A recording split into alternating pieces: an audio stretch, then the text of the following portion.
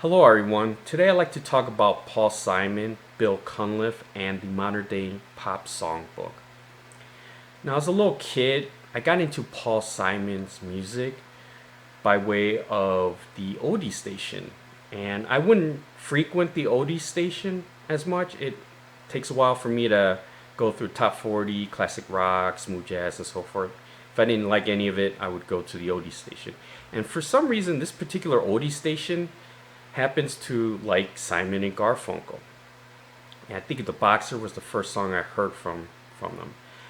And not only every time I would listen to the oldie station and Simon and Garfunkel would pop up, but it seems like a variety of their catalog would be played. So it's not just like one, two, or three songs. I would say maybe 8, 9, 10 songs I would hear on the radio from Simon and Garfunkel. And to me, that's how I realize not just their music and their hits, but how they're basically all their songs that are their monster hit songs.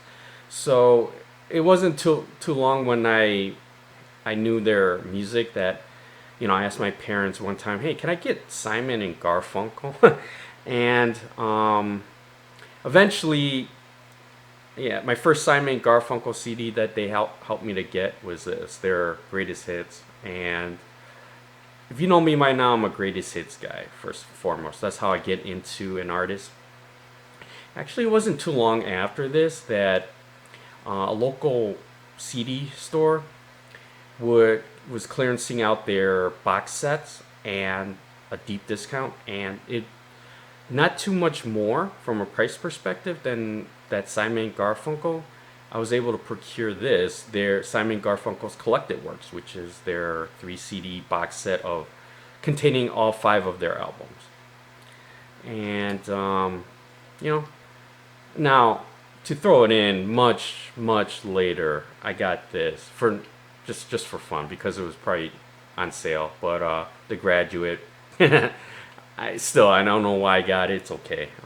But so that's my Simon and Garfunkel, and to me, to this day, I consider them my favorite folk pop group.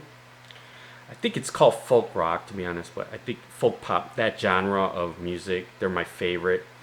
I prefer them over other folk pop artists like CSN, Mamas and Papas, Bob Dylan, so forth. And to me, they're more folkish. They're more like PPM than CSN. Yeah, a lot of acronyms here. So to me, they're more closer to Peter Paul and Mary musically than like Crosby, Stills, and Nash. But that's my opinion anyway, and I consider them my favorite of that genre. Now,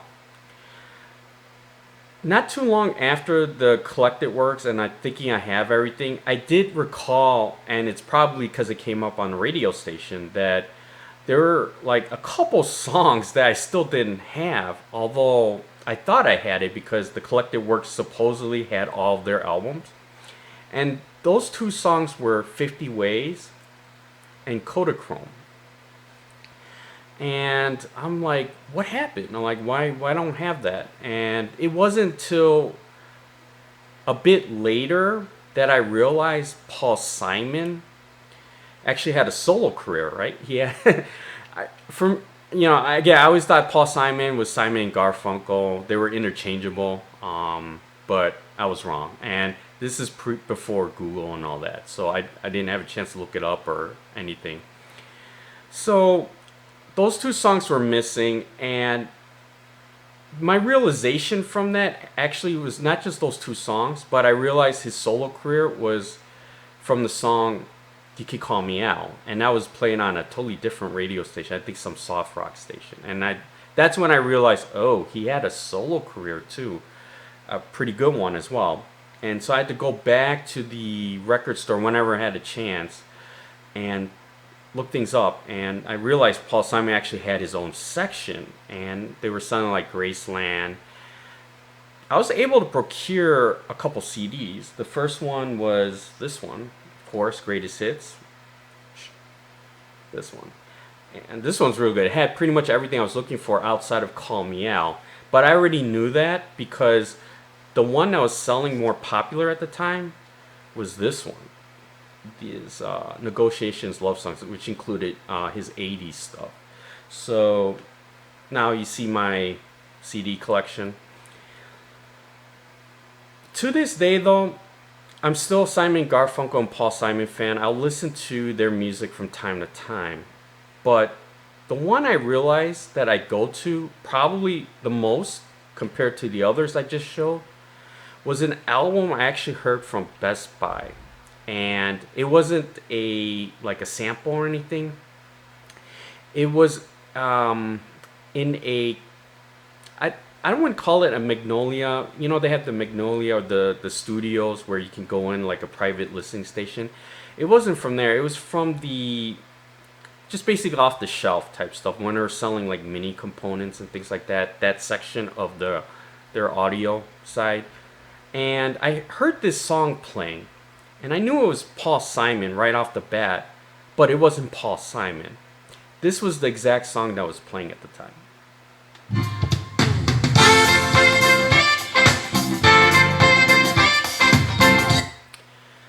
So, yeah, as I mentioned, this was Paul. It's a Paul Simon song. You could definitely tell, but it's not Paul Simon, right? I didn't know where to find it. I knew it was coming from a set, maybe on a top level shelf, but there were like the connections were all different from like a receiver to the speakers and so forth. So I had to ask the sales guy there, and he showed me this. The Paul Simon Songbook, right? This is by Bill Cunliffe and his friends. And this is Bill Cunliffe in the back here. This guy right here. So he showed me this album. I was like, oh, okay. And he basically explained this was his album. Not this one.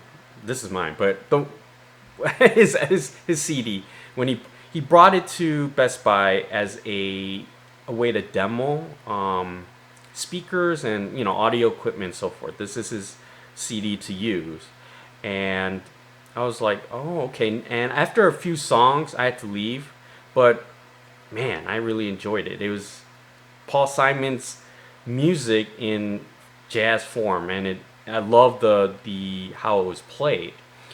So it took a while. I think I listened to this in the mid to late 90s, or when I first heard of it, Best Buy. And the thing with this album is that they didn't really sell it anywhere. I mean, even Best Buy, I don't recall seeing this album. Circuit City, maybe the smaller record shops I didn't see either. The only place where I saw this was at Tower Records, because they carry everything, right? Music. So it took me a while, I think early 2000s, when I actually had a chance to go and buy this album. And I took this album home and I played it constantly. Played each song, was very impressed with it, and there's nothing, like, I can't say anything bad or say not even one song. Like, they're either exceptionally done till like superb, fantastic. So this is how I got to know Bill Cunliffe and his style of music. Now, I brought this up for many reasons. Again, this is first and foremost, this is really my go-to album of listening to Paul Simon's music. Yes, I still listen to Simon Garfunkel, Paul Simon's, their original songs, usually on the radio or if YouTube pops it up. But like, if I had to just put in a CD and just chill, like working or something like that, and it would be Paul Simon or Simon Garfunkel, Bill Cunliffe's Paul Simon Songbook is the one I put on. Now, this brings up a couple things I always wanted to talk about. Number one, this album in jazz form is exactly what I would think of when you make covers, okay? Covers of pop music. Now, I mentioned in another video about the peak and decline of smooth jazz, and I correlated to Rippingtons. And in my opinion, during that time, around the mid 90s, smooth jazz to me started to decline when they did pop covers or getting into it more. And that's, you know, a lot more pop covers you hear on the radio station as well. And to me, it just sum it up. I thought they were just mediocre to really bad. It's just karaoke-ish. This is not karaoke-ish. This is not just running the rounds, just doing a pop cover just for the sake of doing a pop cover. This is the way I would have thought any jazz artist would want to do a pop cover, and that's basically taking a song that they like, a pop song that they like, and interpreting it their own way, not being formulaic, not being basically just a jazz version of the song in exactly the same manner, but interpreting it, arranging it in a way that it's still, you could still tell the melody and so forth, but it's really of their own version in jazz form of a pop cover. There's no like karaoke-ish vocals on here or anything like that. Each song has a pretty unique interpretation of the original Paul Simon Songbook or song, and I love each one of it. This is the way to do pop covers. If all the smooth jazz genre artists back in the day that did pop covers did something similar to this, to me, I wouldn't mind at all. I wouldn't like blast that genre from a pop cover perspective if they can do music like this, covers like this. This is done exceptionally well, hands down. I highly recommend, even if you don't know Paul Simon's music or Simon and Garfunkel, give this a listen to. This is good stuff. If you do like Paul Simon, definitely take a listen to this album. I think you'll really enjoy it. So that's one thing. I wish the smooth jazz genre did pop covers, jazz pop covers of this. Now, I wanted to bring up the modern day pop songbook because this, first of all, it's in the title, a Paul Simon Songbook. Now, this album is very unique in that respect. I've never seen a jazz album from a jazz group or jazz artist that would do a pop cover, a cover, jazz cover of a single pop artist. Now, you would see there's a lot of jazz pop covers of artists, but usually if it's a group, they would do like one song, one pop cover of an album, or 3 or 4, but that's pretty much it, not a whole album. And second of all, there were smooth jazz artists or jazz artists in general that would do pop albums of pop covers, but they would take different artists, right? So an album would have like one jazz cover of Beatles, another Rolling Stones, you know what I mean. So it's not just of one artist. So that's what, to me, makes this very unique. I've yet to see or know of, there could be albums out there that a jazz artist or group would cover one single pop artist. But I don't know of. If you do, let me know. Again, I don't know all the albums out there. So to me, this is very unique, and if there are, they're probably far and few between. Now, when I think of a songbook, I'm thinking and this album in particular, I'm trying to think of why. And again, when I think of a songbook, the first thing that comes to my mind is the Great American Songbook, right? So that is the popular music from way back. You hear songbooks. They were very popular at the time. Jazz covers of the American Songbook or songbooks in general. We're talking about like Cole Porter Songbook, Gershwin Songbook, Berlin Songbook, Kern, Rodgers and Hart, Rodgers and Hammerstein, Sondheim Songbooks. Shoot, there's so many songbooks out there, jazz covers of it. It's just, you could find it. Ella Fitzgerald probably being one of the most popular of that songbook cover.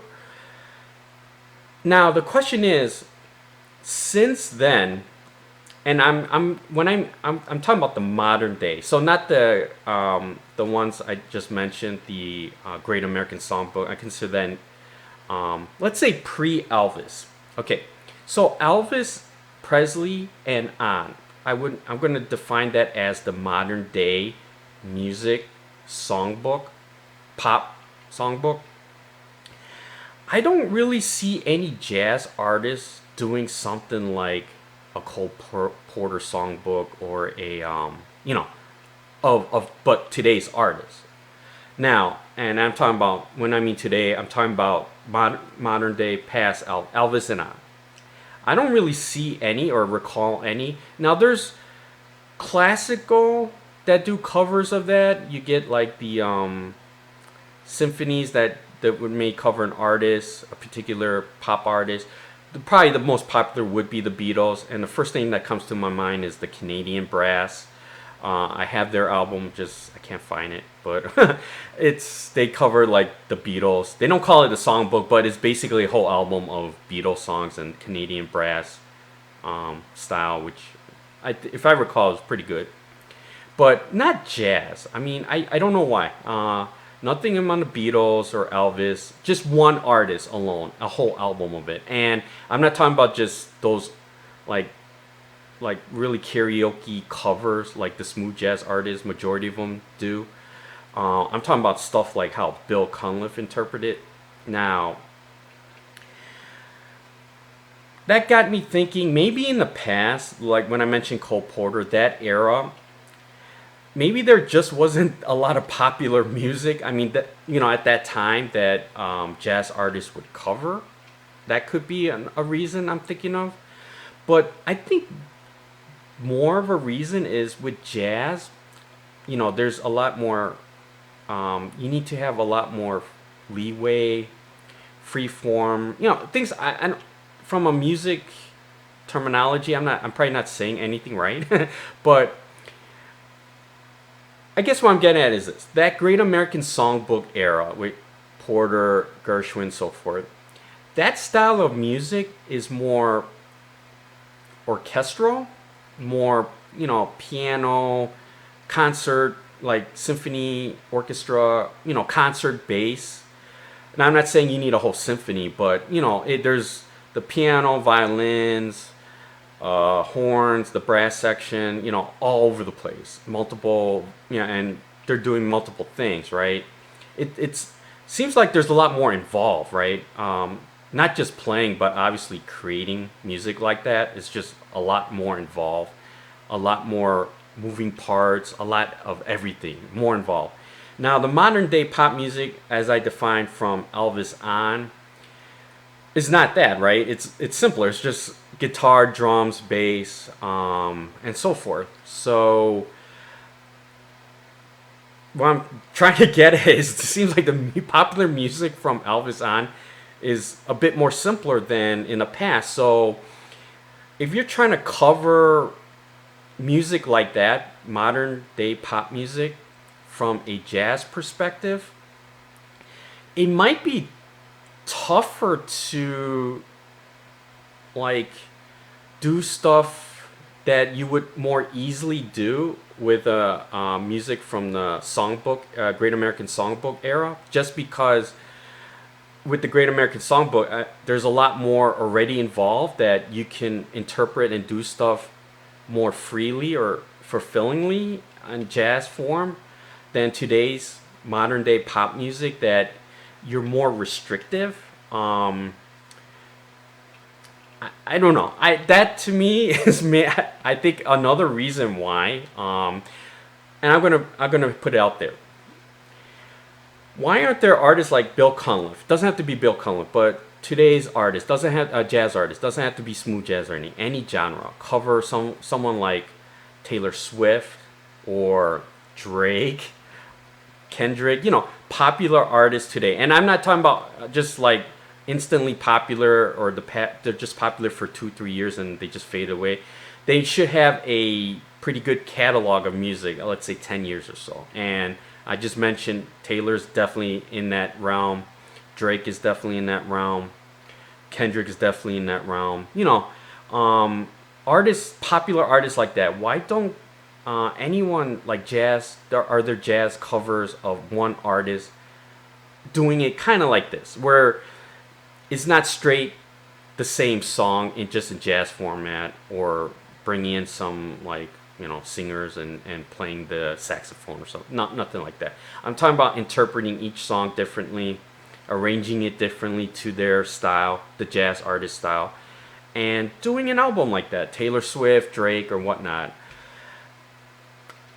To me, I think it's because it's not. I don't know how far you can go with that type of material. That's what I'm getting at. As opposed to like a Gershwin, Gershwin's Summertime. I mean, there's so many ways you can do that type of interpretation.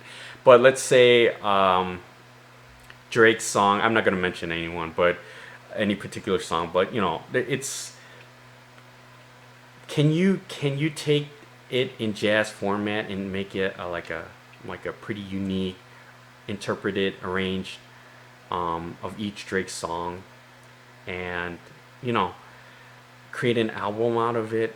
I'm sure you could, but I don't know if it will be as good or as much leeway as you could with the Great American Songbook era, without going really far out the original melody and so forth. So that's what I'm getting at. I think the music from modern day pop music from Elvis on, I think it's just so different from the Great American Songbook era type of music, that in jazz form, trying to do it your own way, interpret it, doing different interpretations, arrangement is just there's not much leeway or room to do without going really out of the box, mainly because it's just more simpler.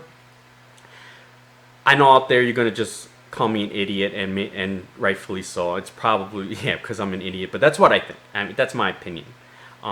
Besides being popular music, it's just, I don't know, maybe not a lot of people like the popular music these days. I don't know, but anyway, that's why, again, going back, this is what makes it unique. I mean, it just happens to be Paul Simon, but I wish there were more artists, not just Bill Cunliffe, but any other artist. Doesn't have to be any jazz genre really, to do a songbook of a modern day pop artist. And it doesn't have to be today's artist, Taylor Swift or something. You could go back 20, 30 years, heck, go all the way to Elvis and do an album like that. Beatles, Pink Floyd, whatever. I mean, Elton John, I don't know, artists like that, and just, I think it would be cool. I'm sure there are stuff like this out there I just don't know about, but again, it would be far and few between. Now, is it a licensing issue too, to get or the ability to cover? It might be another issue, but I don't know. I mean, they done it so many times back in the Great American Songbook day. I don't see why not they can't do anything like this. I just, I really don't know. So anyway, tell me what you think. And by the way, I highly recommend this. And Bill Cunliffe, fantastic job on a songbook like this. And again, this is, I wish more people, more jazz artists would do something like this. Thank you. Bye.